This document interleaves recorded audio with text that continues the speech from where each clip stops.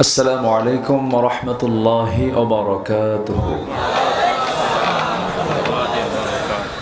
إن الحمد لله الأكرم الذي خلق الإنسان وكرمه وعلمه من البيان ما لم يعلم، فسبحان الذي لا يحصى امتنانه باللسان ولا بالقلم. نشهد أن لا إله إلا الله وحده لا شريك له، ونشهد أن سيدنا وحبيبنا ومولانا محمدا عبده ورسوله الذي أرسله بالحق بشيرا ونذيرا وداعيا إلى الله بإذنه وسراجا وقمرا منيرا. فقد قال الله تعالى في كلامه المجيد وفرقانه الحميد: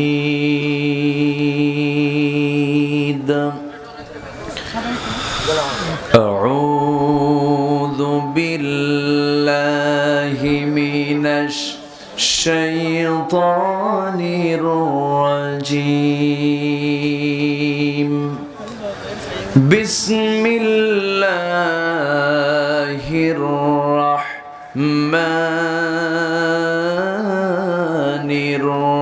الرحيم. ألف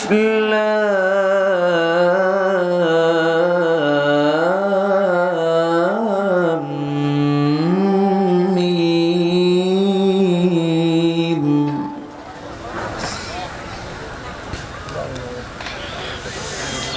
أحسب الناس أن يتركوا أن يقولوا آمنا وهم لا يفتنون.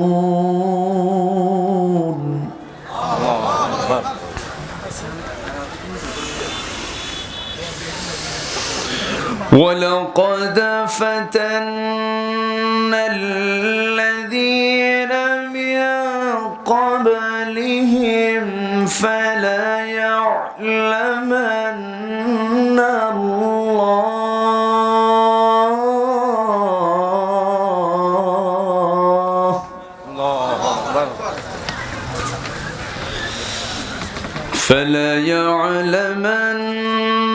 الله الذين صدقوا وليعلمن الكاذبين.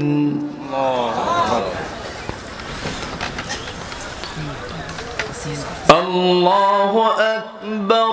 بسم الله الرحمن الرحيم.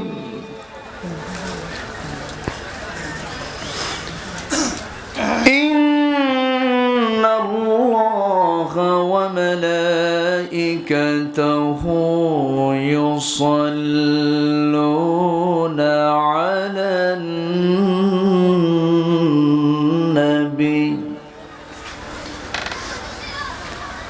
يا أيها الذين آمنوا صلوا عليه وسلموا تسليما.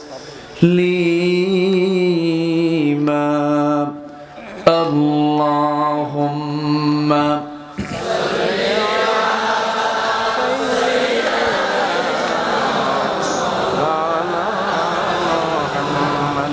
وعلى آل سيدنا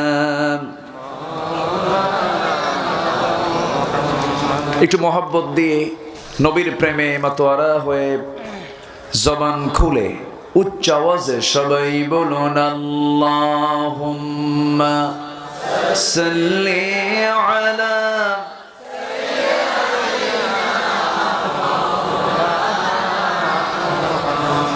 وعلى آل سيدنا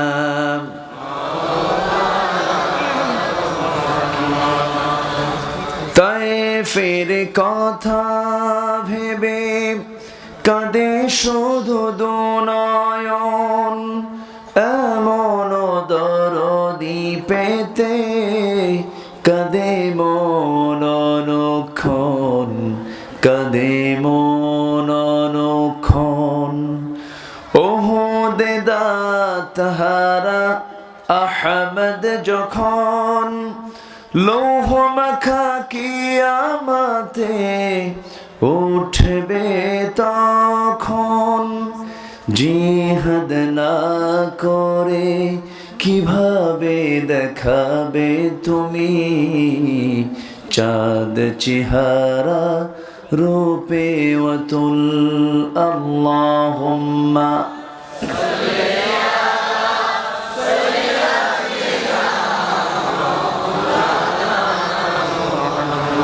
وعلى آل سيدنا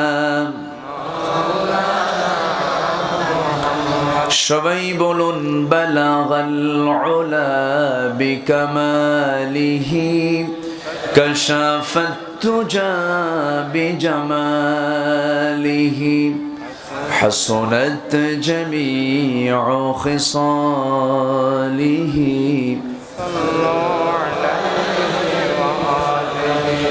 مشرق حب محمد مطلع دیوان ما مطلع خورشید سقاس سینه سوزان ما بلغ العلا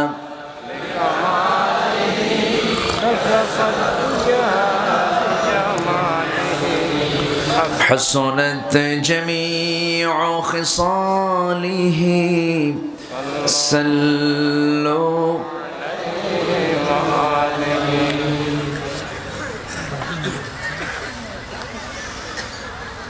চট্টগ্রাম অঞ্চলের কক্সবাজার জেলার চকরিয়া উপজেলার বদরখালী ইউনিয়নের দক্ষিণ মাথা ফিশারি ঘাট ইসলামী যুব সমাজ ইসলামী যুব কাফেলা মাহফিল ইন্তেজামিয়া কমিটি কর্তৃক আয়োজিত সান্ধ্যকালীন আজকের এই প্রোগ্রামের সম্মানিত সুযোগ্য সভাপতি শিক্ষাবিদ মাওলানা আকম সাদেক সাহেব, অনারেবল চিফ গেস্ট প্রধান অতিথি বিশিষ্ট রাজনীতিবিদ সমাজসেবক ইসলামপ্রিয় ব্যক্তিত্ব জনাব এ কে ভুট্টো শিকদার, প্রধান মেহমান জনাব আলহাজ নুরুল কবির, আমার পূর্বে কথা বলেছেন নন্দিত আলেমে দ্বীন, আমার অত্যন্ত কাছের আমার প্রিয় হাফিজ মাওলানা হাবিবুল্লাহ মিসবাহ, উপস্থিত হাজরাত উলামায়ে কেরাম, ফদলা ইজাম, সুশীল সমাজ, জাতির শ্রেষ্ঠ সন্তান শিক্ষক মণ্ডলী, জাতির বিবেক সাংবাদিক বৃন্দ, সামনে উপস্থিত দূরেও কাছের বিভিন্ন স্থান থেকে ছুটে আসা কালেমার ঝান্ডাবাহী, তাওহীদের পতাকাবাহী, দিন ইসলামের নরসারদুল বীর মুজাহিদ, প্রাণ প্রিয় সম্মানিত দিনী ভাইরা, আড়ালে বসে আছেন শ্রদ্ধেয়া সম্মানিতা মা বোনেরা, আলোচনার সূচনায় আনুষ্ঠানিকতার মধ্য দিয়ে আমার পক্ষ থেকে আবারও দিল খোলা সালাম, আসসালামু আলাইকুম ওয়া রাহমাতুল্লাহি তাআলা ওয়া বারাকাতুহু। সালামের জবাব একটু ভিজা ভিজা মনে হলো। আসসালামু আলাইকুম ওয়া রাহমাতুল্লাহ। সবাই কেমন আছেন? আলহামদুলিল্লাহ ভালো আছি। আমরা ভালো আছি, এটাই তো বিশাল নিয়ামত। গোটা দুনিয়াতে এখন মানুষ আর ঘর থেকে বের হচ্ছে না। ইউরোপে আমেরিকায় লকডাউন, অনেক দেশে লকডাউন, কেউ বের হচ্ছে না। এই দুঃসময়ে, কঠিন ক্রান্তিকালে আমরা সুস্থতার মতো নিয়ামত নিয়ে আমরা আছি, এখনো বলে উঠছি আলহামদুলিল্লাহ। আবারও বলছে আলহামদুলিল্লাহ, চিৎকার মেরে বলছে আল্লাহুম্মা ইন্নী আসআলুকা আল হুদা ওয়াত তুকা ওয়াল আফাফা ওয়াল গিনা। সবাই বলি আল্লাহুম্মা লাকা আসলামতু ওয়া বিকা আমানতু ওয়া আলাইকা তাওয়াক্কালতু ওয়া ইলাইকা আনাবতু ওয়া বিকা খাসামতু। আমরা আল্লাহ তাআলার শুকর আদায় করে নিলাম। আমার আগের মেহমান, ওনার আলোচনাটা আরো আগে হওয়ার কথা ছিল। আমার বয়ান হচ্ছে বাদ এশা, রাত 8টায় ছিল। তো আমার দেশের সময়টা একটু আবার একটু এলোমেলো, হয়তো ট্রেন 8টায় হাজির হয়, কিন্তু গতকালকের 8টার ট্রেন পরের দিন 8টায় হাজির হয়। এটা হচ্ছে আমার দেশের টাইমের শিডিউল। তো আমিও মানে নির্দিষ্ট সময় আসতে চেয়েছি, পারি নাই, এসেছি আগেই, উঠতে একটু দেরি হলো। সম্মানিত হাজিরিন, আমি খুব বেশি আজকে সময় হয়তো দিতে পারবো না, তবে যতটুকু সময় আমি পাবো বলবো। আমলের জন্য বেশি কথা লাগে না অল্প কথাই যথেষ্ট? কিন্তু আমরা শুনি বেশি, আমল করি, শুনি বেশি, আমল করি কম। কিন্তু আমরা শুনবো বেশি না আমল করবো বেশি? আমলের দিকে খেয়াল করব। পৃথিবীর সেরা ভাষণ দিয়েছেন মুহাম্মদ সাল্লাল্লাহু, তার চেয়ে শ্রেষ্ঠ বক্তৃতা পৃথিবীর কেউ দিতে পারবে? তার মতো বক্তৃতা, গোছালো কথা কেউ বলতে পারবে? তাই তিনি তার জীবনে যত বক্তৃতা দিয়েছেন, শ্রেষ্ঠ ভাষণ হলো বিদায় হজের ভাষণ। কি হজ? ইয়াখতাবু ফি হাজ্জাতিল বিদা ইত্তাকু রাব্বাকুম সাল্লু খামসাকুম ওয়া সুমু শাহরাকুম وأدوا زكاة أموالكم وأطيعوا أمراءكم تدخلوا جنة ربكم। জোরে বলে সুবহানাল্লাহ। তিনি বিদায় হজের ভাষণে যতগুলো কথা বলেছেন, কথা বলতে সময় লেগেছে মাত্র 20 থেকে 25 মিনিট। 20 থেকে 25 মিনিট। এইটুকু সময়ের মধ্যে যা বলেছেন, মানব জীবনের জন্য কিয়ামত পর্যন্ত যা প্রয়োজন সব কথা তার বক্তৃতায় ছিল। জোরে বলে সুবহানাল্লাহ। আর আমার দেশে বটতলায় রাজনীতিবিদরা বক্তৃতা করে ঘন্টার পর ঘন্টা, কোনো কাম নাই, ঠিক কিনা? অতএব জামিউল কালিম তিনি ছিলেন। তিনি অনেকগুলো কথাকে এক জায়গায় জোড়ায় দিতেন। জোরে বলে সুবহানাল্লাহ। লা ইউলদাগুল মুমিন মিন জুহরি ওয়াহিদিন মাররাতাইন। রাসূল বলেছেন, একজন মুমিনকে একই গর্তে দুবার দংশন করা যায় না। এখন এই কথার ব্যাখ্যা দিতে গেলে লাগবে 1 ঘন্টা। রাসূল অনেকগুলো কথাকে এক জায়গায় যোগ করে বলে দিতেন। জোরে বলে সুবহানাল্লাহ।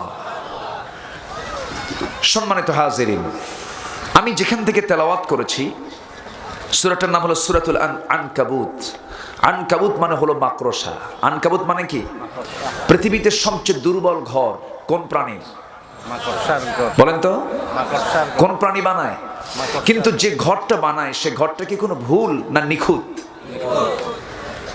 কি সুন্দর করে স্কেল ফেল হয়ে যায়, কি সুন্দর মাপ দিয়ে দিয়ে অতি অল্প সময় এত সুন্দর বাসা বানায়। ঠিক মাঝখানে সে বসে থেকে প্রাণী শিকার করে। সুবহানাল্লাহ বলবেন না? এই প্রাণীর নামে আল্লাহ পাক এই সূরার নামকরণ করেছেন। এই সূরাটা নাজিল হয়েছে মক্কায়। কোথায় নাজিল হয়েছে? মক্কায়। আমি প্রথম দিকে 3টা আয়াত আমি তেলাওয়াত করেছি। আল্লাহ পাক বান্দাকে প্রশ্ন করেছেন, হরফে ইস্তেফহাম প্রয়োগ করে বান্দাকে আল্লাহ পাক প্রশ্ন করেছেন। আগে আল্লাহ পাক একটা আয়াত শেষ করেছেন আয়াতে মুতাশাবিহাত দিয়ে, আলিফ লাম মিম, যেটা আমরা বাকারাতেও পাই, যার অর্থ পৃথিবীর কেউ জানে, কেউ জানতেও পারবে না, কারণ এটা একটা চ্যালেঞ্জ। এটা একটা কি চ্যালেঞ্জ? এত কিছু জানে মানুষ, কিন্তু এগুলো আয়াতের অর্থ জানে না। এটা একটা চ্যালেঞ্জ। আল্লাহ রাব্বুল আলামিন সুন্দর করে জানিয়ে দিচ্ছেন, ও বান্দা, চ্যালেঞ্জ দিয়ে দিলাম, কিয়ামত পর্যন্ত থেকে যাবে এই চ্যালেঞ্জ, কেউ খণ্ডন করতে পারবে না। বিজ্ঞান দিয়ে কোরআন যাচাই হবে না, কোরআন দিয়ে বিজ্ঞান যাচাই হবে। বলেন বলেন বলেন, কি দিয়া? বিজ্ঞানের ভুল আছে না নাই? আসতে বলবেন না, আছে না নাই? আজ থেকে 200 বছর আগে সৌরবিদরা বললেন পৃথিবী নয় সূর্য ঘোরে। আবার মাঝখানে একজন বলল, মাঝখানে গবেষণা আসলো সূর্য না পৃথিবী ঘোরে। এখন ওদের মাথায় ঘোরে, কোনটা ঘোরে আর কোনটা ঘোরে না।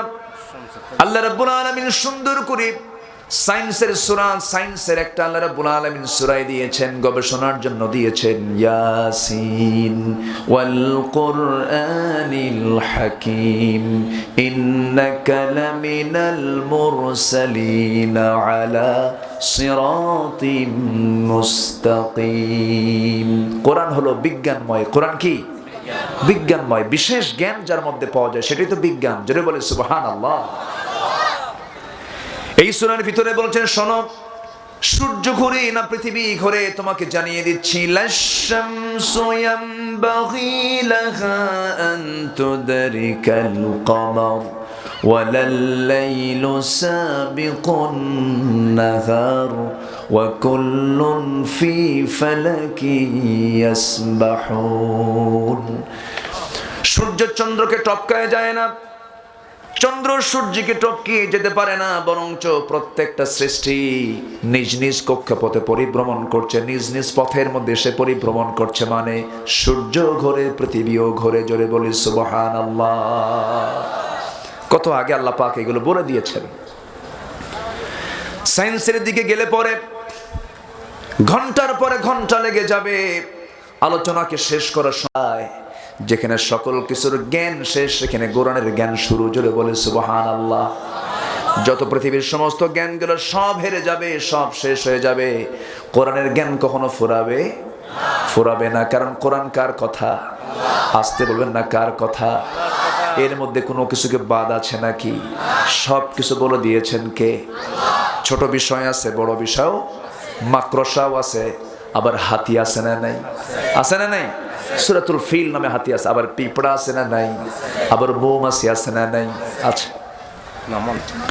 আমার ভাইরা, নাহাল আছে, নামল আছে, ফিল আছে, আবার আনকাবুত আছে, আমার বংশের নামে সূরা আছে। ইন্নাল্লাহা আস্তাফা আদম ওয়া নূহা ওয়া আলা ইব্রাহিম ওয়া আলা ইমরান, ইমরানের বংশ। আবার আছে লিইলাফি কুরাইশিন ইলাফিহিম রিহলাতাশ শিতাই ওয়াস সাইফ। নবীর জন্ম কোন বংশে? কুরাইশ বংশে। আবার আপনি কি চান? আপনি সংসদ নামেও সূরা আছে, পার্লামেন্টের নামে আল্লাহ রাব্বুল আলামিন সূরা দিয়ে দিয়েছেন। ওয়া আমরুহুম শুরা বাইনাহুম, সূরা শুরা আছে না নাই? আবার দলের নামে সূরা আছে না নাই? সূরাতুল আহজাব, সূরাতুল আহজাব। হিজবুন মানে দল, তার বহুবচন হচ্ছে আহজাব। যত দল, সব দলের নামে আল্লাহ পাক সূরার নামকরণ করেছেন। জোরে বলে সুবহানাল্লাহ। কিন্তু এর মধ্যে কোন দলটা শ্রেষ্ঠ দল? উলাইকা হিজবুল্লাহ হুম ফিহা খালিদুন। জোরে বলি আল্লাহু আকবার। ঈমান যারা আনবে, আমলে সালেহ যারা করবে, আল্লাহকে যারা বন্ধু বানাবে, ইন্নামা ওয়ালিয়ুকুমুল্লাহু ওয়া রাসূলুহু ওয়াল্লাযীনা আমানু বিল্লাহি ওয়া রাসূলিহি। আমার ভাইয়েরা, যারা ঈমান আনবে, আল্লাহকে বন্ধু বানাবে, রাসূলকে বন্ধু বানাবে, ইমানদারকে বন্ধু বানাবে, এরাই হলো আল্লাহর দল। কার দল বলেন? আসতে বলবেন না, কার দল? দলের নামে কোরআনে কথা আছে না নাই? বলেন আছে না নাই? সংসদ নামে কথা আছে না নাই? অর্থনীতি মনে হয় বাদ পড়ছে। বাদ পড়ছে নাকি? অর্থনীতি হলো রক্তের মতো। কিসের মতো? একটা মানুষের দেহে রক্ত কেমন লাগে? দরকার লাগে? প্রয়োজন হয়? দেহের জন্য যেমন রক্ত প্রয়োজন, তেমনি জীবন চলার জন্য অর্থের দরকার আছে না নাই? সে অর্থনৈতিক সমাধান তো কোরআনে নাই। আছে না নাই? কিন্তু আমার দেশের অর্থনীতিবিদরা যারা আছে, ওরা তো বলে যে ইসলাম তো অকেজো। যেরকম নাউজুবিল্লাহ, অকেজো করে ইসলাম রাখা হয়েছে আজকে। কারণ ইসলামকে যদি অকিছুই করে না রাখা হয়, সুদ কেন চালু, যাকাত কেন চালু নাই? ঠিক কিনা? কথা তো এখানেই ক্লিয়ার। আমরা আল্লাহকে ফাঁকি দিতে চাই, কিন্তু ফাঁকি কি আল্লাহ ফাঁকি পড়বেন না আমরাই ফাঁকিতে পড়বো? আমরাই ফাঁকিতে পড়ে যাব। দুঃখ লাগে, সুদখোরের জন্য নোবেল পুরস্কার, সুইডিশ একাডেমি সুদখোরের জন্য নোবেল পুরস্কার দিয়ে রাখছে। ঠিক কিনা? কি সুন্দর সিলেকশন তাদের পুরস্কারের জন্য। যত বড় সুদখোর হয় তার জন্য নোবেল পুরস্কার হয়। ওই পুরস্কার আমাদের কুসু নেওয়ার দরকার নাই। আমরা পুরস্কার পেতে চাই কার কাছে? আসতে বলবেন না, কার কাছে? আমরা কি চাই? অর্থনীতি কি চাই? যাকাত না সুদ? যাকাত না সুদ? যাকাত কার হক? আল্লাহর হক। আল্লাহ যাকাত খাবে না? না, ওয়াস্তু উল্টা পাল্টা হয়ে যাচ্ছে দেখতেছি। আলোচনা কি চালাবো? হুজুকে কইছে, আচ্ছা ঠিক, এমনি মজাই বলতেছি আমি। যাকাত হচ্ছে গরিবের হক। অফি আমওয়ালিহিম হাক্কুল লিসাইলি ওয়াল মাহরুম। যাকাত হচ্ছে গরিবের হক। যাকাত গরিবের হাতে চলে গেলে সমাজে কোনো প্রকার অর্থনৈতিক সমস্যা থাকবে না। যাকাত আজকে চালু না সুদ চালু? শুধু কি সুদ না নাতিল সুদ? লা তাকুলুর রিবা আদআফান মুদাআফা। চক্রাহারে ডাবল ডাবল করে সুদের কারবার করো না। সুদ তো আজকে আমার দেশে আছেই, মদ অবশ্য নাই। ও, মদও আছে? আচ্ছা, মদের লাইসেন্স পাওয়া যায়? মদের লাইসেন্স আছে না নাই? জেনা টেনা নাই? ও, বেশ্যাবৃত্তির লাইসেন্সও আছে। তাহলে জেনাও থাকলো, মদও থাকলো, সুদও থাকলো, আমরা সুখী বাংলাদেশি, তাই না? ৭১ দেশ স্বাধীন হয়েছে, আজকে ২০২১ সাল। আমরা কি পেয়েছি? হ্যাঁ পেয়েছি, আমরা কথা বলার স্বাধীনতা পেয়েছি, কিন্তু আনুশকা দিহানের ইতিহাস কেন আসবে বাংলার জমিনে? ঠিক কিনা? তনুর মৃত্যু কেন হবে? খাদিজাকে কোপায় কেন মারা হবে? নারীকে ধর্ষণ কেন করা হবে? ধর্ষণের চিৎকারের আওয়াজ আমাদের কেন আসবে, কানে কেন আসবে? অবশ্যই এর কারণ আছে না নাই? আসতে বলবেন না, আছে না নাই? আচ্ছা, এর মূল কারণ হলো একটাই, সেটা হলো আমাদেরকে ধমক দেওয়া হয়। আমরা আশ্চর্য হয়ে যাই। স্বাধীনতার ৫০ বছর ক্ষমতার চেয়ারে আলেমরা বসেছে না অন্যরা বসেছে? অন্যরা বসেছেন। ক্ষমতার চেয়ারে তো আলেমরা কখনো বসে নাই। বলা হচ্ছে হাত ভাঙ্গো, ঘাড় মটকায় দাও, আবার কয় খেলা হবে। কি আছে না নাই? বলেন তো, আছে না নাই? আবার কয় কি যেন কয়, তোমরা তো পিটন খায় আলেম হইছো, আর আমি আলিফ বা তাসা জিমাহা ঘরে বসে শিখছি। সম্মানিত ভাইরা, মূর্খের মূর্খতা কথার মধ্যেই প্রমাণ পেয়ে যায়। সবাই না, আমি সবাইকে গালমন্দ করছি না, ভালো আছে, সবাইকে আমি বলছি না। আপনি হাত ভাঙবেন, কোন হাত ভাঙবেন আপনি? যে হাতে কোরআন থাকে। আপনার হাতে তো মদের বোতল থাকে মিয়া, ঠিক কিনা? তুমি মদের বোতল নিয়ে বসো, আর কোরআন যারা হাতে বহন করে তুমি তাদের হাত ভাঙবা? তোমার হাত আল্লাহ কবজ করে দিবেন। কষ্ট হচ্ছে? কথা বলবো, আলোচনা চালাবো, জোরে বলি ইনশাআল্লাহ। যে হাতে কোরআন থাকে, যে হাত দিয়ে নাগরিক তৈরি করে, যে হাত দিয়ে রাসূলুল্লাহর সুন্নাহ হাদিস চর্চা হয়, আপনি সে হাতকে ভাঙতে চান? অসম্ভব। সম্মানিত ভাইয়েরা, আবার আরেকজন করে কি বলে খেলা হবে। আমরা খেলবো কেন? তুমি তো মূর্খ। মূর্খের সঙ্গে কোনো খেলাধুলা জ্ঞানের সঙ্গে জ্ঞানের সম্পর্ক হবে, মূর্খের সঙ্গে জ্ঞানের কোনো সম্পর্ক থাকতে পারে না, কখনোই না। আবার আরেকজনকে আমি ৭০ রাকাত তাহাজ্জুদ পড়ি, নফল নামাজ পড়ি, ২২ বছর হলে তাহাজ্জুদ পড়ি, মিস নাই আমার। আপনি তাহাজ্জুদ পড়বেন তো আপনি প্রকাশ করবেন কেন যে তাহাজ্জুদ পড়ে? সে কি কাউকে বলে বেড়ায়? তাহাজ্জুদের সম্পর্ক কার সাথে? আল্লাহর সাথে। আল্লাহ সব বোঝেন, আল্লাহ সব যারা কি কৌশল করে আল্লাহ পাক সব বোঝেন।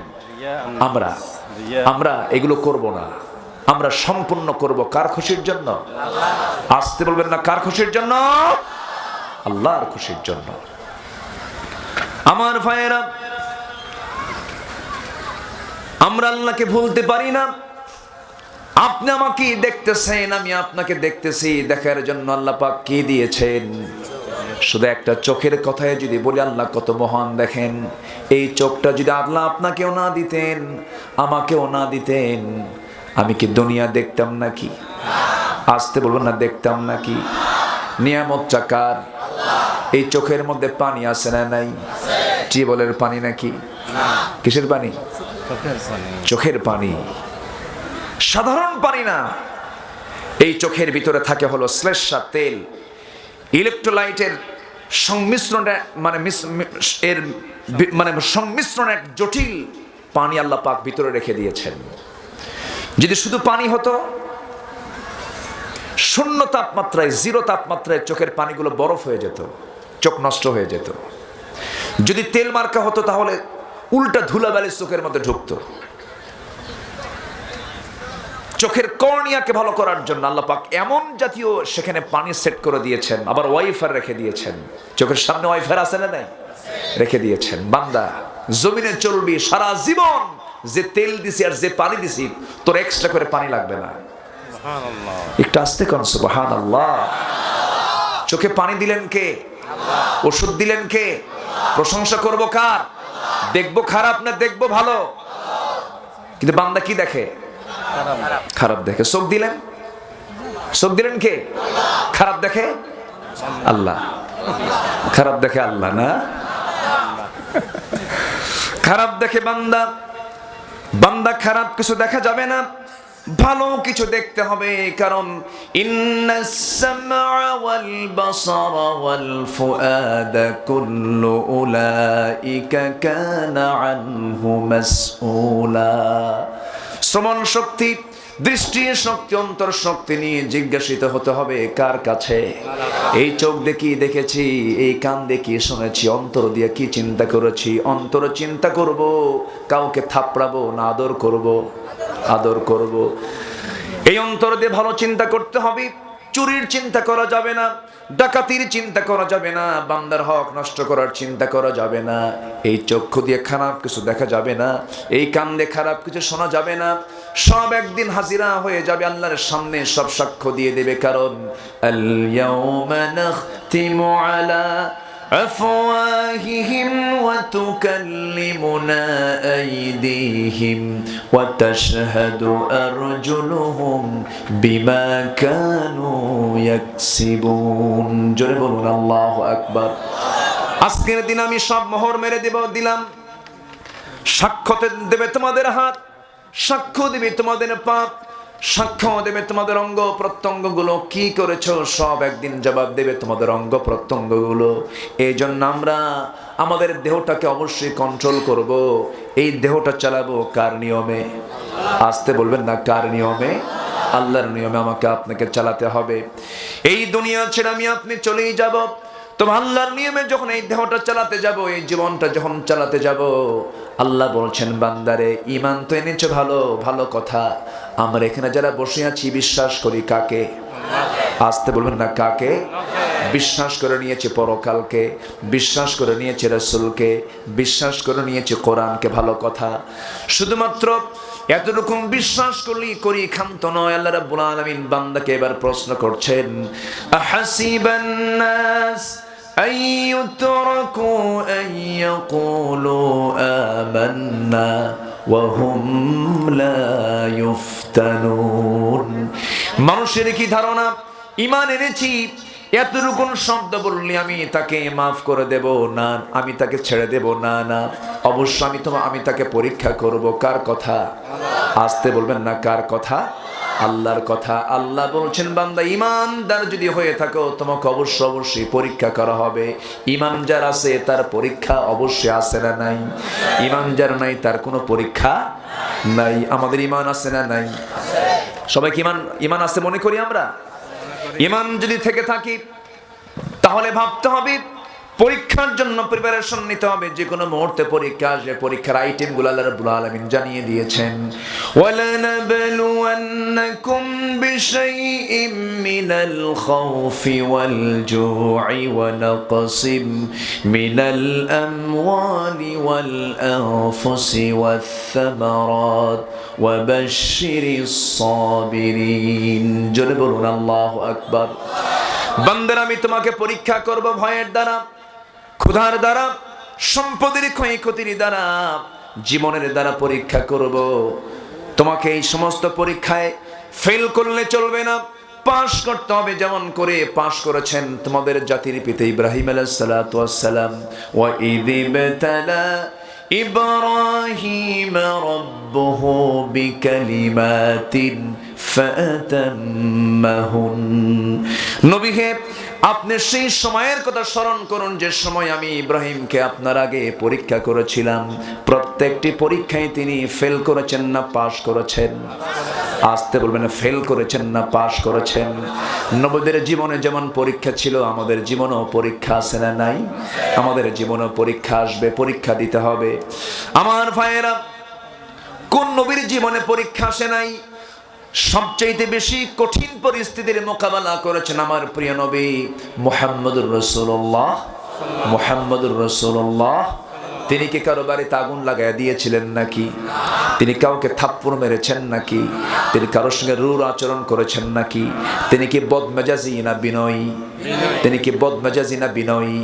আমরা কি হব? আরো জোরে, আরো জোরে। বিনয়ী হব, সুন্দর আচরণ করব। ব্যবহার কিসের পরিচয়? বংশের। ব্যবহার কিসের পরিচয়? ব্যবহার দিয়ে টের পাওয়া যায় আমি কোন বংশের, আমি কি শিক্ষা নিয়ে বড় হয়েছি। ব্যবহারের মধ্য দিয়ে সবকিছু ফুটে ওঠে। আল্লাহ পাক বান্দাকে বিনয়ী হতে বলেছেন। ওয়া ইবাদুর রাহমানিল্লাযীনা ইয়ামশুনা আলাল আরদি হাওনা ওয়া ইযা খাতাবাহুমুল জাহিলুনা قالوا سلاما والذين يبيتون لربهم سجدا وقياما والذين يقولون ربنا اصرف عنا عذاب جهنم إن عذابها كان غراما جربنا الله أكبر আমার ভাইরা রহমানের যারা বান্দা তারা বিনয়ী হবে, তারা রূঢ় আচরণ হবে না, বদমেজাজি হবে না, তারা অত্যন্ত শালীনপূর্ণ আচরণ করবে, অত্যন্ত বিনম্র চিত্তে চলাফেরা করবে। আমার বন্ধুগণ, সেই বিনয়ী হওয়ার জন্য একজন মুসলমানের জীবনের সবচেয়ে বড় কাজ হলো তাকে নামাজি হতে হবে। কি হতে হবে? নামাজি হতে হবে। নামাজের মধ্যে উগ্রতা শেখায় না বিনম্রতা শেখায়, রাগ শেখায় না ধৈর্য শেখায়, অনিয়মিত জীবন না নিয়মিত জীবন শেখায়, ও শৃঙ্খলা শেখায়, সময় ন সময় শেখায়, সময় শেখায়, টাইম শেখায়, সময় জ্ঞান শিখিয়ে দেয়, শৃঙ্খলা শিখিয়ে দেয়। আল্লাহ চান বান্দা আমার জান্নাতের উপযোগী হয়ে যাক, বান্দা আমার অনুগত বান্দা হয়ে যাক। এই জন্য আমার বন্ধুগণ, একজন ইমানদারের জীবনের সবচাইতে বড় কাজ, এক নাম্বার কাজ হলো কয় ওয়াক্ত নামাজ। কিন্তু আমার দেশে ইমানদার বেশি না নামাজি বেশি? ইমানদার বেশি, নামাজি কম। প্রশ্ন কিন্তু খুব জটিল। আমার দেশে মুসলিম বেশি না নামাজি বেশি? মুসলিম বেশি, নামাজি কম। এমন মুসলমান নামাজ পড়ে না, এটা আবার কেমন মুসলিম? আল্লাহ বলবেন বেনামাজি মুসলিম নাকি? মুসলিম কখনো বেনামাজি হয়? মুসলিম কখনো বেনামাজি হয়? আমার দেশের অধিকাংশ মুসলমান নামাজই পড়ে না। মাত্র 5% মুসলমান নামাজ পড়ে, শুক্রবারেও যায় না, 5 ওয়াক্ত নামাজের ধারেও না। আমার বন্ধুগণ, নামাজ জান্নাত পাওয়ার জন্য 1 নম্বর কন্ডিশন হলো কয় ওয়াক্ত নামাজ। আসতে বলবেন না, কয় ওয়াক্ত নামাজ। নামাজ কেউ ছাড়বো নাকি? কেউ ছেড়ে দেব? নামাজ পড়বো আমরা কয় ওয়াক্ত? একানা জামাতে, একানা জামাতে, মনোযোগে না মনোযোগে, বুঝে না বুঝে, জেনে না জেনে, সময় না সময়। যার নামাজ 20 টাইট থাকবে, তার জীবনের সমস্ত কাজকর্ম 20 টাইট থেকে যাবে। যার জীবনে নামাজ নাই, তার জীবনটা এলোমেলো হবে, সে দুশ্চরিত্রের হবে, তার নিয়মতান্ত্রিক জীবন হবে না, তার ইমানটা ঠিক থাকতে পারে না। নামাজটা সুন্দর, যার যত সুন্দর হবে তার ইমানটা তার তত সুন্দর হয়ে যাবে। তবে করা যাবে না যতক্ষণ না পর্যন্ত সেই নামাজ সমাজে বাস্তবায়িত না হবে। ঠিক সমাজে এটাকে প্রতিষ্ঠা না দেওয়া পর্যন্ত সমাজ থেকে অন্যায় কিন্তু দূর হবে না, পাপ কাজ বন্ধ হবে না। আকামুস সালাহ ওয়া আতাউজ যাকাত ওয়া আমারু বিল মা'রুফ ওয়া নাহাউ আনিল মুনকার ওয়ালিল্লাহি আকিবাতুল উমুর। কার কথা? আল্লাহর কথা। আমার ভাইরা, সময় একটু যেহেতু কম, একটু বলে ফেলি আমার বন্ধুগণ, নামাজটা আমরা পড়ে নেব। দুঃখ লাগে এই দেশে প্রত্যেকটি ওয়াজ মাহফিলে নামাজের বয়ানটা করতে হয়, কারণ নামাজি বেশি না বেনামাজি বেশি? বেনামাজি বেশি। আমার নবীর জীবনে এক ওয়াক্ত নামাজ কাজা ছিল নাকি? আসতে বলবেন না, ছিল? আমার নবীর কোনো জীবনে গুনাহ ছিল নাকি?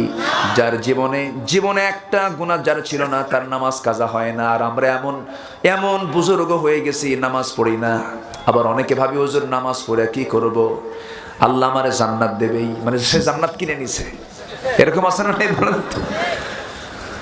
আবার আমার দেশে এমন দরবারও আছে, যে দরবারের মুরিদ হলে পরে নামাজও লাগে না, পানির তলে মোমবাতি বা বাতাসে নেভে না, বাবার নামে হালকা দিলে ওযু গোসল লাগে না। আছে না নাই? খাজা দিল কর তাজা, ইসমে জালাল, গাজার কুলখি খাওয়া হালাল। জোরে বলি নাউজুবিল্লাহ। দেড় হাত লাঠি দিয়ে পিটায় সোজা করা দরকার, ঠিক কিনা? শয়তান ধরছে, ছোট শয়তান না বড় শয়তান? যে মেইন শয়তান সে বলে আমি আর কত বড় শয়তান, তুমি আমার মুরব্বি হয়ে গেছো, আমি তো মাত্র একটা হুকুম মানি নাই। আবা ওয়াস্তাকবারা, অস্বীকার করেছে, অহংকার করেছে, একটা শুধু অপরাধ, অহংকার। অহংকার তাকে শয়তান বানায়া দিয়েছে। আর আমি নামাজ ছেড়ে দিয়ে বলি আল্লাহ আমারে জান্নাত না দিয়ে যাবে কোথায়? না। জোরে বলি নাউজুবিল্লাহ। নামাজ কেউ ছেড়ে দেব? নবীর জীবনে এক ওয়াক্ত নামাজ কাজা ছিল না। নামাজ একটু কম বেশি হলে সাহাবীরা অস্থির হয়ে পড়তেন। নামাজের গুরুত্ব সবার পরে না সবার আগে? সবার আগে। আমার নবীজি দুনিয়া থেকে বিদায় নেবেন, বিদায় লগন চলে এসেছে, রাসূল দুনিয়া থেকে বিদায় নেবেন। মুমূর্ষ অবস্থা নবীজি আয়েশার ঘরে তিনি শুয়ে আছেন। আম্মা জান আয়েশা বলেন, আমি উরুটা বিছায়া দিলাম। নবীজি উরুতে মাথা রেখে আরাম ফরমাচ্ছিলেন। আযান হয়ে গেল। নবীজি ওঠার চেষ্টা করলেন নামাজে জামাতে না শামিল হওয়ার জন্য। উঠতে নিয়ে নবীজি মাথার চক্কর মেরে আবার পড়ে গেলেন। বলছেন, আয়েশা বুঝতে পেরেছি জামাতে আর আমার নামাজ আদায় হবে না রে, আমি মনে হয় আর পারবো না। রবিউল আউয়াল মাস, নবীজি দুনিয়া থেকে বিদায় নেবেন। এরপরে বলছেন, আয়েশা রে আমার মুখটা কেমন যেন দুর্গন্ধ মনে হচ্ছে, একটা মেসওয়াক এনে দেওয়া যায় নাকি? মেসওয়াকের জন্য যখন বললেন, আম্মা জান আয়েশা উঠবেন কেমনে? তিনি তো উরুতে মাথা রেখেছেন নবীজির, উঠতে পারলেন না। ভাই আব্দুর রহমানকে ডাক দিলেন, ভাই আব্দুর রহমান একটা মেসওয়াক এনে দাও। মেসওয়াক এনে দেওয়া হলো। আম্মা জান আয়েশা সিদ্দিকা রাদিয়াল্লাহু আনহা সেই মেসওয়াকটাকে চাবায় চাবায় নরম করে দিলেন, নবীজির কষ্ট হবে মনে করে। চাবায় চাবায় নরম করে দিয়া নবীর হাতে তুলে দিলেন। নবীজি মেসওয়াকটা হাতের মধ্যে নিয়ে মুস্কে একটা নাশি মারলেন। আয়েশার দিকে তাকায় তাকায়া মেসওয়াক শুরু না করে সেই মেসওয়াকের আগায় লেগে থাকা আয়েশার মুখের থুতুগুলো চুষে চুষে পান করছেন আর বলছেন, আয়েশা চেষ্টা করলাম তোমাকে একটু খুশি করার জন্য, মোহাব্বতটা একটু ভাগাভাগি করে নিলাম। এরপরে আমার নবীজি মিসওয়াক করে নবীজি মুখটা পরিষ্কার করে নিলেন। এরপরে বলছেন, আয়েশা আমি বুঝি দুনিয়া থেকে বিদায় নেব, মালাকুল মউত মনে হয় হাজির হয়ে যাবে। আমার ফাতিমা কই? ফাতিমাকে একটু ডাক দাও তো। ফাতিমার কথা বলতেই দরজা খুলে ফাতিমার সামনে হাজির। নবীর চোখ ফাতিমার চোখে পড়েছে, ফাতিমার চোখ নবীর চোখে পড়েছে। নবীজির কান্না ফাতিমার কান্না দুইটা এক হয়ে গেল। নবীজি বলছেন, ফাতিমা রে তোর চোখের পানি আমার দারুণ শেল বেঁধে যায়, এদিকে আয়। কানের মধ্যে মুখ ঢোকায় দিয়ে বলছেন, ফাতিমা রে আজকের থেকে তোমার কান্না বন্ধ, কারণ তোমাকে আমি একটা অফার দিলাম। দুনিয়াতে তুমি আমার কাছে, মরার পরও তুমি আমার কাছে থাকবা, মানে আমার মৃত্যুর পরও তোমার মৃত্যু হয়ে যাবে। মানুষ মরার কথা শুনলে পরে কান্দে, কিন্তু আম্মা জান আমাদের নবীজির প্রিয় কলিজার টুকরা মেয়ে ফাতিমা মৃত্যুর কথা শুনে কানলেন না, হাসলেন। নবীজি দুনিয়া থেকে বিদায় নেবেন। ফাতিমা রাদিয়াল্লাহু তাআলা দুনিয়া থেকে 6 মাস পরে বিদায় নিয়েছিলেন। নবীজির ইন্তেকালের 6 মাস পর ফাতিমা রাদিয়াল্লাহু তাআলা হঠাৎ করে অসুস্থ হয়ে পড়লেন। অসুস্থ হওয়ার পর ফাতিমা স্বামীকে ডাক দিয়ে বলছেন, স্বামী গো, আমি বুঝি দুনিয়া থেকে বিদায় নিয়ে নেব, যদি কোনো বেয়াদবি হয়ে থাকে আপনি আমারে মাফ করে দিয়েন। আমি আপনাকে বলে যাচ্ছি, দিনের বেলা আমাকে জানাজা দিবেন না। দিনের বেলা জানাজা দিলে অসংখ্য লোকের সমাগম হবে আমার জানাজায়, আমার পর্দার খেলাফ হবে। রাত্রেবেলা কয়েকজনকে ডাক দিয়ে আপনি আমার জানাজা সম্পূর্ণ করে দিবেন, লোকের দরকার নাই, কারণ জান্নাতের আমল নামা না থাকলে পরে লোক সংখ্যা দিয়ে জান্নাত পাওয়া যাবে না। আম্মাজান ফাতিমা রাদিয়াল্লাহু তাআলা আনহা, ফাতিমা রাদিয়াল্লাহু তাআলা আনহা ইন্তেকাল হয়ে গেল। আমার নবীজি আগেই তো দুনিয়া থেকে বিদায় নিয়েছেন। স্বপ্নের মধ্যে আবু যর গিফারিকে স্বপ্নের মধ্যে রাসূল শোনায় দেখায় দিচ্ছেন, ও আবু যর, তুমি কি জানো আমার কলিজার টুকরা ফাতিমার ইন্তেকাল হয়ে গেছে, যাও ফাতিমার জন্য কবর খনন করো, তার জানাজার আয়োজন করো। দরজার কাছে চলে আসলেন, বলছেন, আলী দরজাটা খুলো। আমার নবীজির জামাতা আলী দরজা খুলে দাঁড়ায়, সামনে দেখে আবু যর গিফারি। বলছেন, আবু যর, ও আলী, আমাকে সংবাদ দাও নাই ভালো কথা, কিন্তু রাসূল কিন্তু স্বপ্নে আমাকে জানিয়ে দিয়েছেন ফাতিমা কিন্তু নাই, ফাতিমা নাই, ফাতিমা বিদায় হয়ে গেছে। কবর খনন করতে গেলাম, কবর খনন করতে গেছেন, কবর খনন করতে করতে আবু যর পাগলার মতো হয়ে গেছে, দুনিয়া বিমুখ হয়ে গেছেন, দুনিয়ার কোনো খেয়াল নাই। কবর খনন শেষে বলছেন, কবর, আজকে তোর মধ্যে যাকে রাখবো তুই হয়তো তাকে চিনবি কিনা জানি না, তবে কবর রে খবরদার, কলিজার টুকরা নবীজির, হাসান হোসেনের মা নবীজির। আমার ভাইয়েরা এত সুন্দর করে আবেগ আপ্লুত হয়ে কবরকে লক্ষ্য করে বললেন, খবরদার কবর, এমন একজন নারীর সাথে তুই, এমন একজন মহিলার সঙ্গে, এমন একজন আল্লাহর বান্দির সঙ্গে তুই অসম্মানজনক আচরণ করবি না, বেয়াদবি করবি না। এই কথা বলি কবর থেকে উঠে দাঁড়ালেন। ভিতর থেকে মানুষের মতো আওয়াজ বের হয়ে বলছে, ও আবু যর গিফারি, আমি কাউকে চিনি না, আমল যদি ভালো হয় ভালো কথা, আমল যদি খারাপ হয় আমি কাউকে চিনব না, সব মাটির সঙ্গে মিশে একাকার করে দেব। আম্মাজান ফাতিমা রাদিয়াল্লাহু তাআলা আনহার দুনিয়া থেকে ইন্তেকাল হয়ে গেল। তার পূর্বে আমার নবীও দুনিয়া থেকে যখন বিদায় নেবেন, হযরত আয়েশা সিদ্দিকা রাদিয়াল্লাহু তাআলা আনহা থেকে বর্ণিত হাদিস, বুখারী শরীফের হাদিস, আমার নবী তাকে মেসওয়াক দিয়েছিলেন, মেসওয়াক সম্পূর্ণ করলেন।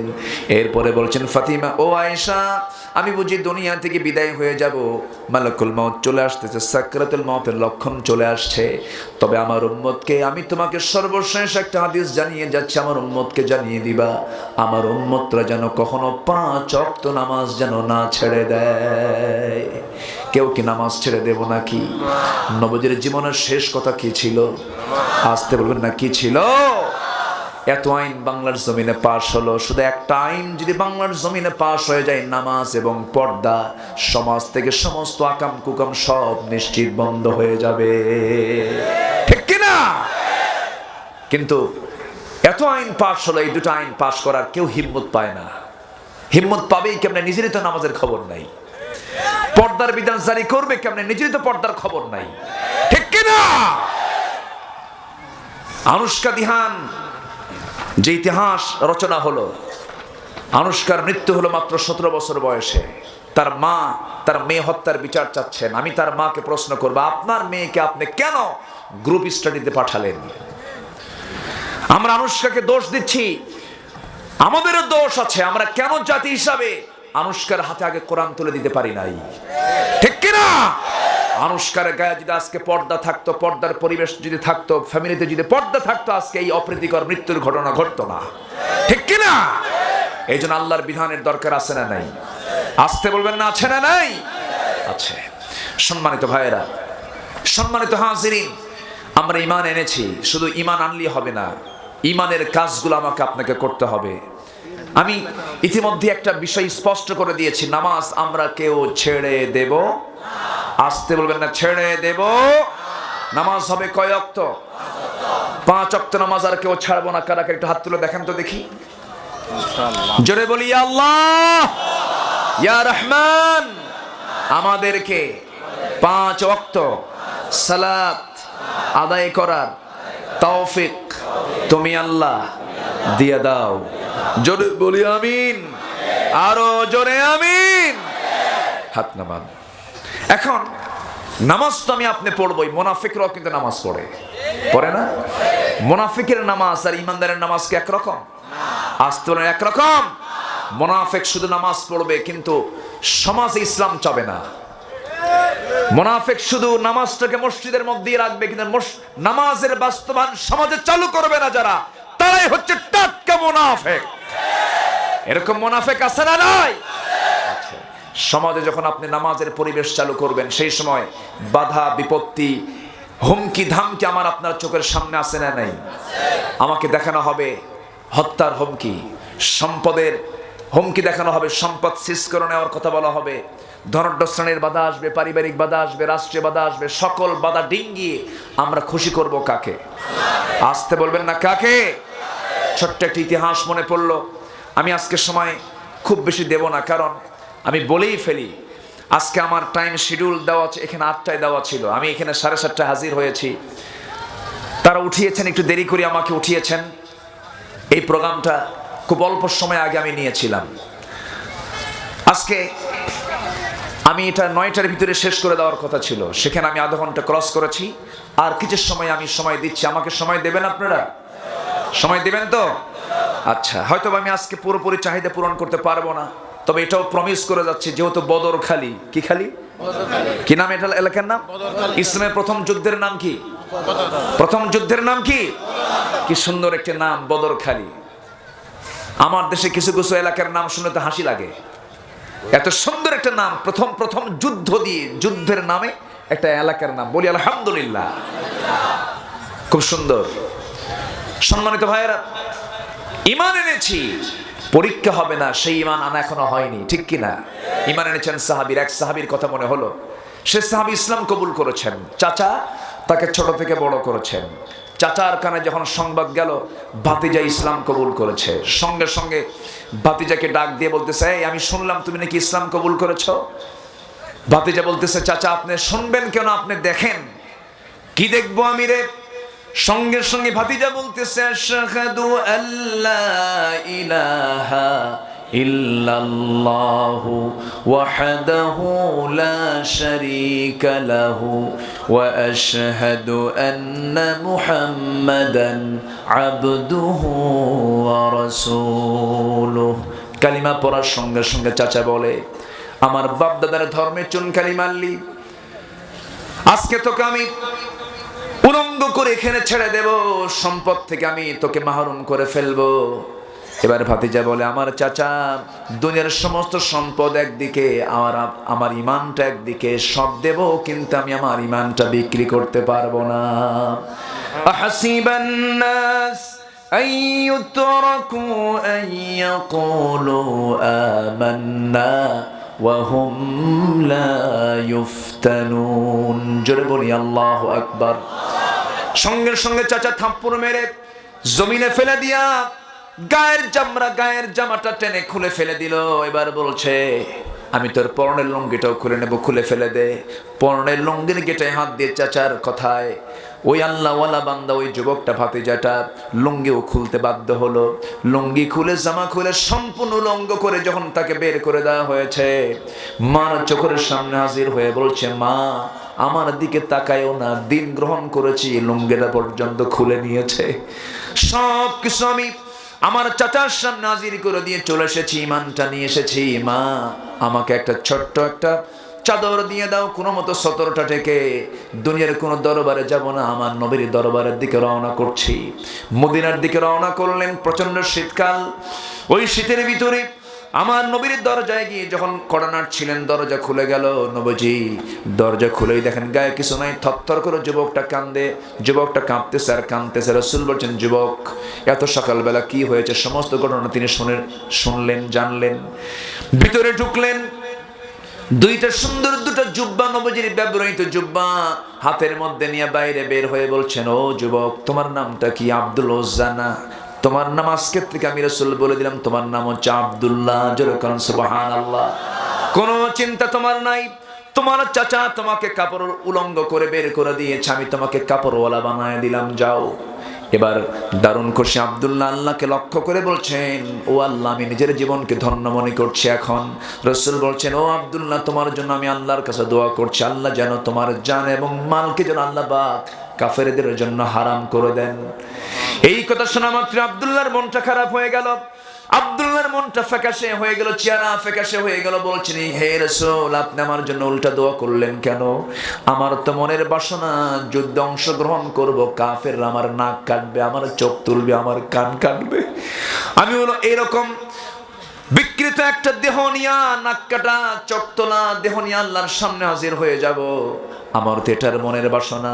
রাসূল বলছেন, আব্দুল্লাহ, তোমার দিন গ্রহণ করতে দারুণ কষ্ট হয়েছে, তবে তোমার মৃত্যু যদি বিছানায় হয়ে থাকে আল্লাহ পাক তোমাকে শহীদের দরজা দিয়ে দিবেন। যুদ্ধের ডাক চলে এলো। আব্দুল্লাহ জোরে জোরে কোরআন তেলাওয়াত করতেন। সাহাবীরা বললেন, ইয়া রাসূলুল্লাহি, আব্দুল্লাহর চিৎকার করে আওয়াজ, চিৎকার করে কোরআন তেলাওয়াত আমাদেরকে ডিস্টার্ব করে, আমাদেরকে সমস্যায় ফেলে দেয়, আপনি একটু তাকে আস্তে পড়তে বলেন। রাসূল মাঝে মাঝে বলতেন, সাহাবীরা রে, আমার আব্দুল্লাহর বিরুদ্ধে তোমরা রিপোর্ট করো না, ও জোরে জোরে পড়ে, এমনি জোরে জোরে পড়ে না, কারণ ইসলাম গ্রহণ করতে তাকে দুনিয়ার সবকিছু বিসর্জন দিতে হয়েছে, পরীক্ষায় তাকে 5 নাম্বার তুলতে হয়েছে। তোমরা আব্দুল্লাহর তেলাওয়াতে বাধা দিও না। যুদ্ধের ডাক আসলো। বদরে আমার নবীজি মদিনার মসজিদ থেকে বের হয়ে গেলেন, যুদ্ধে শামিল হলেন।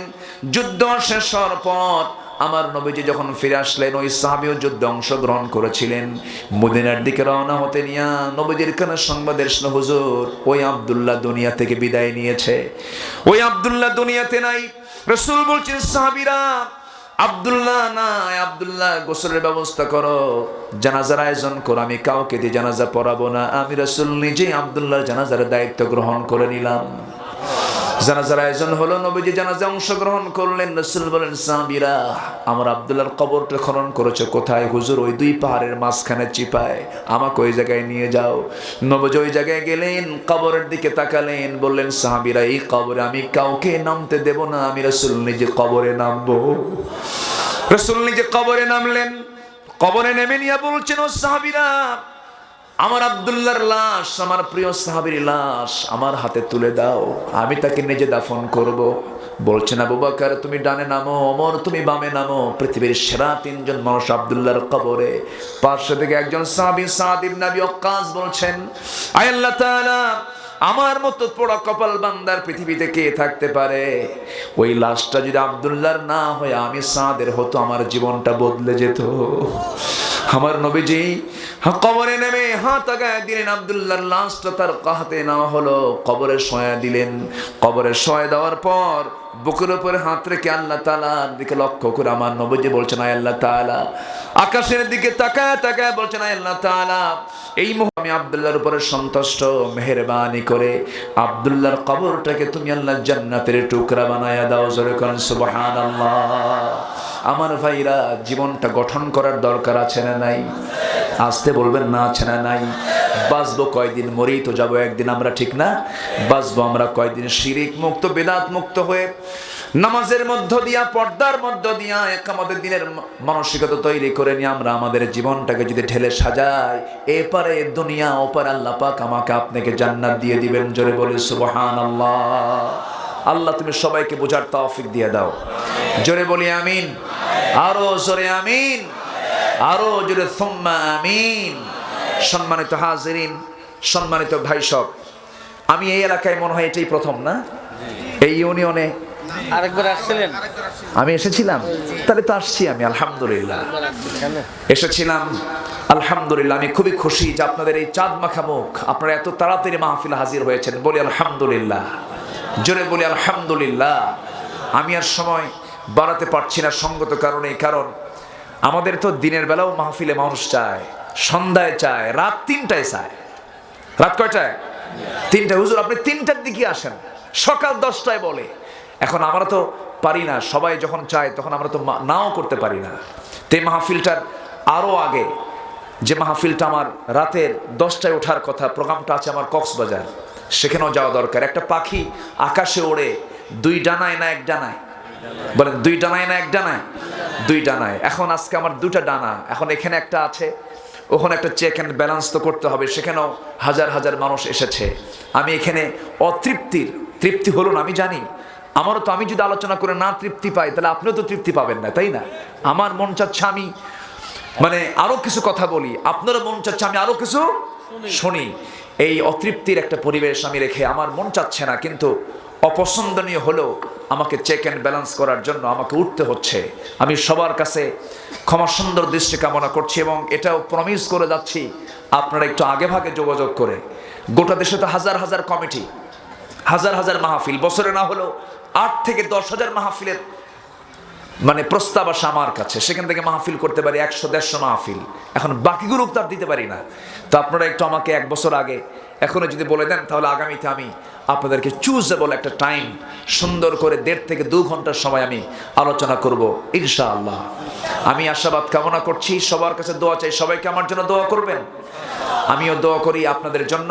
হাদা মা ইনদি ওয়াল ইলমু ইনদাল্লাহ আলাইহি তাওয়াক্কালতু ওয়া ইলাইহি উনীব। সবার অনুরোধ হুজুর, আর আধা ঘন্টা শুধু হুজুর আপনার কাছে ওটা কেমন হুজুর? আমি এতক্ষণ আমি তাহলে কি বুঝালাম আপনাদের? আমি তাহলে এতক্ষণ কি বুঝালাম? আল্লাহ তুমি সবাইকে বোঝার তৌফিক দাও। জোরে বলি আল্লাহুম্মা আমিন। সবাই বলি সুবহানাকাল্লাহুম্মা আশহাদু আল্লা ইলাহা ইল্লা আনতা আস্তাগফিরুকা ওয়া আতুবু ইলাইকা। চিৎকার মেরে বলি ইয়া আল্লাহ, ইয়া রহমান, ইয়া রহিম, আমার জীবনে সগীরা কবীরা, ছোট বড় সব গুনাহ তুমি আল্লাহ মাফ করে দাও। জোরে বলুন ইয়া রব্বাল আলামিন, ইয়া রব্বাল আলামিন। আজকের মাহফিলে আমার ভুট্টো ভাই এসেছেন দোয়া চেতে। আমরা ভুট্টো ভাইয়ের জন্য দোয়া করি, অত্যন্ত আন্তরিক মানুষ, আল্লাহ তুমি তাকে দাড়িওয়ালা বানাও। কেমন হয়? ভালো হয় না? জি, আমার এই ভাই এসেছেন, খুব হাসি খুশি মানুষ। এলাকার মানুষ বেশি পান খায় না, পান খেলে তো চেহারাটা লাল হয়ে থাকে, অনেক সুন্দর। বলি আলহামদুলিল্লাহ, আল্লাহ তুমি কবুল করো, আল্লাহ তুমি কবুল করো। জোরে বলি আল্লাহুম্মা আমিন। কোনো কালেকশন নাই তো না? কোনো কালেকশন করেন না তো আপনারা? জি আলহামদুলিল্লাহ, ভালো, অনেক সুন্দর আপনাদের প্ল্যান।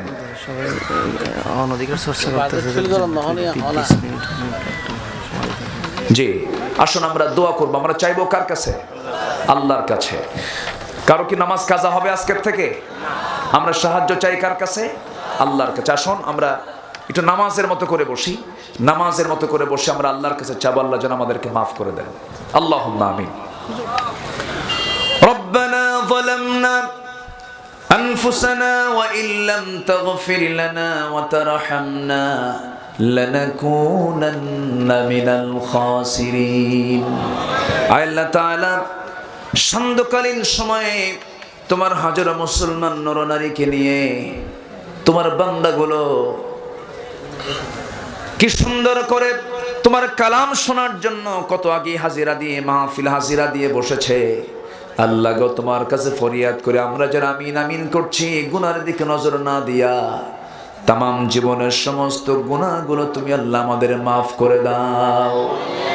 জনম দুঃখিনী মা, জনম দুঃখী বাপ জান যারা চলে গেলেন, জিন্দেগির গুনাহগুলো মাফ করে দাও, কবরগুলোকে জান্নাতের টুকরা বানায়া দাও। সবাই চক্ষু বন্ধ করুন, দিল থেকে মন থেকে আল্লাহর শেখানো দোয়া পড়ে আব্বা আম্মার জন্য বলুন, রব্বিরহামহুমা কামা রব্বায়ানি সগীরা, রব্বিরহামহুমা কামা রব্বায়ানি সগীরা। ও আল্লাহ, বিশেষ করে এই মাহফিলের আয়োজন যারা করলেন, শোনার জন্য দূর দূরান্ত থেকে যারা আসলেন, বিনিময়ে কিয়ামতের কঠিন ময়দানে যেদিন কেউ কাউকে চিনবে না, এমনকি মা পর্যন্ত সন্তানকে অস্বীকার করে বসবে, সেই কঠিন মুসিবতের দিনে এই মাহফিল আমাদের সবার জন্য নাজাতের মাধ্যম বানায় দিও আল্লাহ। আল্লাহ তাআলা, তোমার বান্দাগুলোকে নিয়ে হাত তুলেছি, কার মনে কোন জ্বালা আছে, পরিবার অশান্তি দূর করে দাও। আল্লাহ তাআলা, ব্যবসায়ী ঘাটতি তুমি আল্লাহ বরকত দিয়ে দাও। আল্লাহ তাআলা, এই এলাকার প্রত্যেকটা ঘরকে তুমি আল্লাহ ইসলামের দুর্গ বানায় দাও। আল্লাহ তাআলা, আমরা যারা আমিন আমিন করছি, যার যা মনের নেক মাকসুদ তুমি আল্লাহ দয়া করে মঞ্জুর করে নাও। আল্লাহ তাআলা, এই পৃথিবীতে আসার তো সিরিয়াল ছিল, যাওয়ার তো কোনো সিরিয়াল নাই। ডান হাতে আমলনামা না আসা পর্যন্ত আমাদের কাউকে কবরে নিও না। ও আল্লাহ, মুসলমানরা আজকে মার খেতে খেতে শেষ হয়ে গেল। ওই যে ফিলিস্তিনের মার ঘরে ঢুকে, ইসরায়েলের সৈন্যরা ঢুকে মা এবং মেয়েকে ধরে নিয়ে ইসরায়েলি কারাগারে রেখে মার চোখের সামনে 12 বছরের মেয়েকে ধর্ষণ করে, আবার মেয়ের সামনে মাকে ধর্ষণ করে।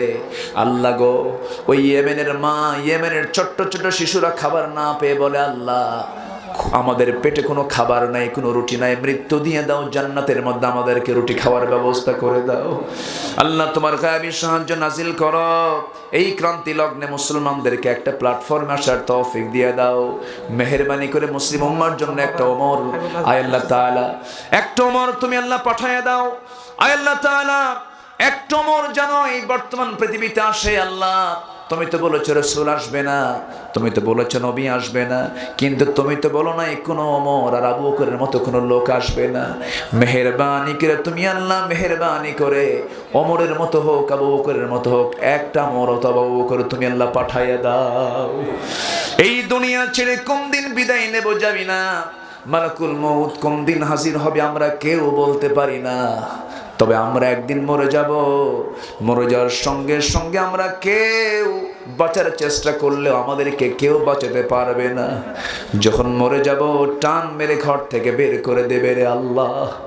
ও আল্লাহ, যে ঘর সাজিয়েছিলাম, আল্লাহ তাআলা যে পরিবার সাজিয়েছিলাম, একটা রাত না গেলে পরে যে স্ত্রী ঘুম হতো না, সেই স্ত্রী মারা যাওয়ার সঙ্গে সঙ্গে আমাকে আর দেখতে আসবে না, আমাকে দেখে ভয় পাবে, আমাকে বলবে না ও স্বামী তুমি থাকো, বরঞ্চ কাঁদতে কাঁদতে বেকার হবে ঠিক, কিন্তু বলবে লাশটা তাড়াতাড়ি দাফন করে দাও।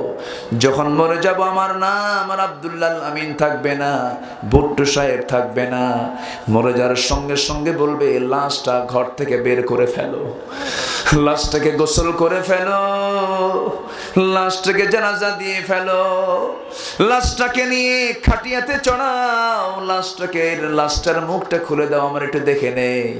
এরপরে বলবে খাটিয়াতে নিয়ে সব নিয়ে চলে যাও কবরের দিকে, কবরের দিকে নিয়ে যাওয়া হবে, কবরে শোয়া দেবে, বাঁশ চাপা দেবে, মাটি চাপা দেবে, কবরের পোকামাকড়গুলো সব ওই কবর থেকে বের হয়ে আসবে। ও আল্লাহ, এই চামড়ায় কত তেল সাবান লাগালাম, সব গোশত চামড়া ওই পোকামাকড়ের পেটে চলে যাবে।